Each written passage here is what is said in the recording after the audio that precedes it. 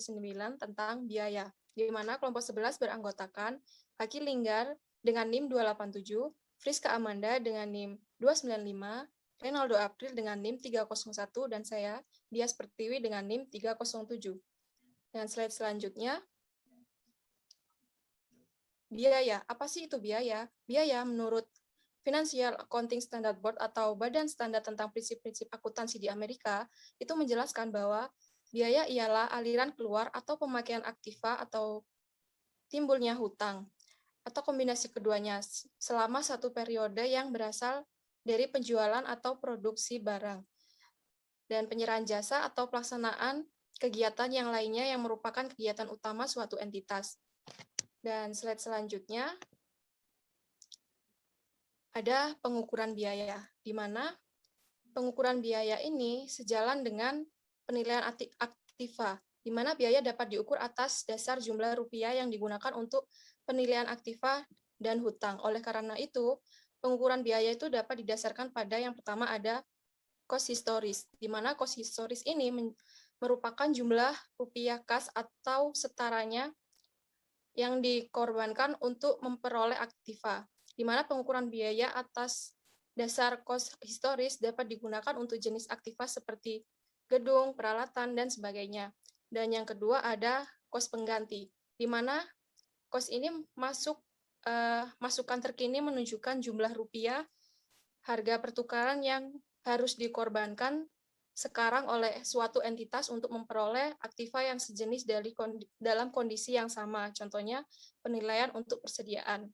Dan yang ketiga ada setara kas, di mana setara kas ini ialah jumlah rupiah kas yang dapat direalisir dengan cara menjual setiap jenis aktiva di pasar bebas dalam kondisi perusahaan normal, di mana nilai ini biasanya didasarkan pada catatan harga pasar barang bebas yang sejenis dalam kondisi yang sama. Dan slide selanjutnya akan dijelaskan oleh Renaldo April. Ya, di sini saya akan membahas tentang pengakuan biaya. Pada dasarnya, cost atau biaya memiliki dua kedudukan penting, yaitu yang pertama sebagai aktiva atau potensi jasa, dan yang kedua sebagai beban pendapatan atau biaya atau pengeluaran-pengeluaran lainnya. Dan ada dua masalah yang muncul sehubungan dengan pemisahan cost tersebut. Yang pertama, kriteria yang digunakan untuk menentukan yang harus dibebankan pada pendapatan periode berjalan. Yang kedua, kriteria yang digunakan untuk menentukan bahwa cost tersebut ditangguhkan pembebanannya. Selanjutnya. Selanjutnya, saya akan menjelaskan tentang konsep penandingan. Konsep penanding adalah konsep untuk mencari dasar hubungan yang tepat dan rasional antara pendapatan dan biaya. Penandingan antara biaya dan pendapatan memerlukan dasar yang tepat. Prinsip penandingan akan menghasilkan basis asosiasi atau dasar penandingan antara pendapatan dan biaya. Basis asosiasi diperlukan agar pemecahan kos menjadi bagian yang tetap merepresentasi aset dan bagian yang merepresentasi biaya mempunyai landasan yang kuat dan objektif. Atas dasar konsep upaya dan capaian, konsep penandingan menyatakan bahwa untuk mendapatkan laba periodik yang bermakna, maka pendapatan yang diakui untuk suatu periode harus ditandingkan atau diasosiasi dengan biaya yang dianggap telah menciptakan pendapatan tersebut. Penandingan yang tepat akan terjadi kalau terdapat asosiasi yang masuk akal atau layak antara pendapatan dan biaya. Asosiasi yang layak berarti bahwa pendapatan dan biaya berkorelasi positif. Artinya makin besar pendapatan, maka makin besar pula biaya. Lalu selanjutnya ada 3 dasar penanding hubungan antara biaya dan pendapatan. Yang pertama, hubungan sebab akibat.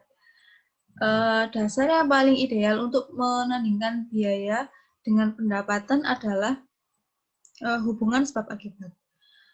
Contoh biaya yang dapat ditandingkan dengan dasar penandingan langsung adalah biaya komisi penjualan, gaji, upah, serta kos barang terjual. Selanjutnya yang kedua ada alokasi sistematis dan rasional.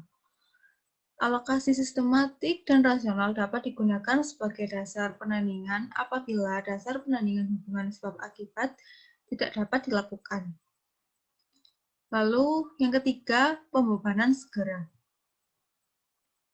Kos yang dikeluarkan untuk kegiatan advertensi sulit untuk dihubungkan dengan pendapatan atas dasar hubungan sebab akibat. Kritik terhadap konsep penandingan. Konsep penandingan merupakan satu konsep yang digunakan dalam kerangka akuntansi konvensional. Meskipun konsep penandingan merupakan hal yang umum diterapkan dalam akuntansi konvensional, namun dalam pelaksanaannya masih diwarnai dengan berbagai pertentangan. Selanjutnya akan dijelaskan oleh Mas Linggar.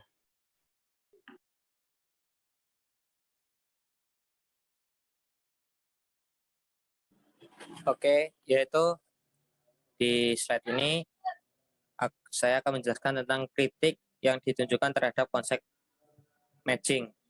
Nah, ada beberapa poin yang dijelaskan di sini, yaitu seperti bukti yang objektif dan evaluasi terhadap konsep.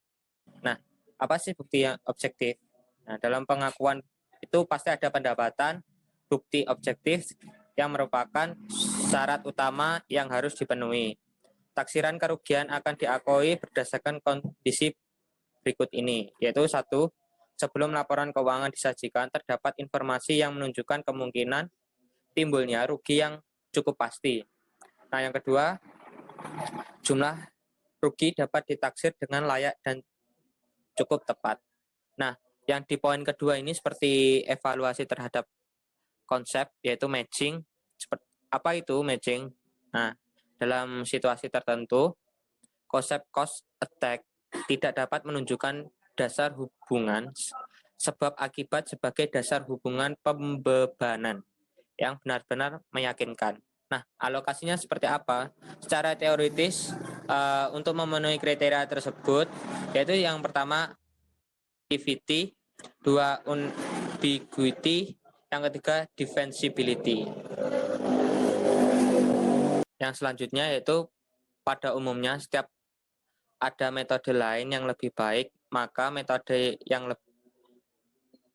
digunakan itu harus metode sebelumnya. Karena apabila terdapat metode lain, pasti akan lebih baik juga. Nah, akuntan mempertahankan menggunakan alokasi berdasarkan 2 alasan, yaitu alokasi cost yang menunjukkan bagian dari sumber-sumber ekonomi yang telah dimanfaatkan pada periode tertentu. Yang kedua, data alokasi memberikan informasi yang berhubungan bagi pemakaian laporan keuangan. Nah, terima kasih atas perhatian teman-teman untuk memperhatikan dari video dari kelompok 11. Kami dari kelompok 11, Assalamualaikum warahmatullahi wabarakatuh.